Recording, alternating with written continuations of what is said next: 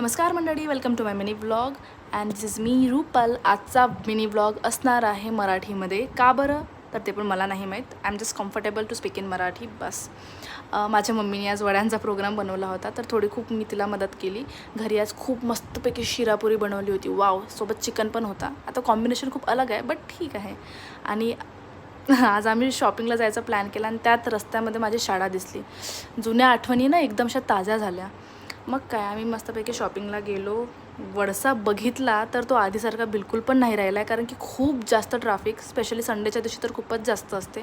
थोडा खूप भाजीपाला वगैरे घेतला आणि त्यानंतर मग आम्ही एका दुकानामध्ये गेलो होतो काही ड्रेस बघायला माझ्यासाठी. मला फक्त एकच आवडला ड्रेस, तो पण फिटिंगमध्ये नव्हता तितका काही खास.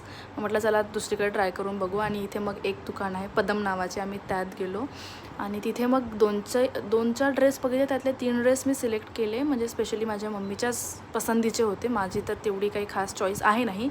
आणि तिन्ही ड्रेस इतके जास्त आवडले ना, म्हणजे तुम्ही बघूच शकता किती सुंदर आहेत ते. त्यातला आता माझा कोणता आहे ते तुम्ही गेस करा. आणि शॉपिंग वगैरे झालो, आम्ही घरी परतलो. That's it for my mini vlog. Thank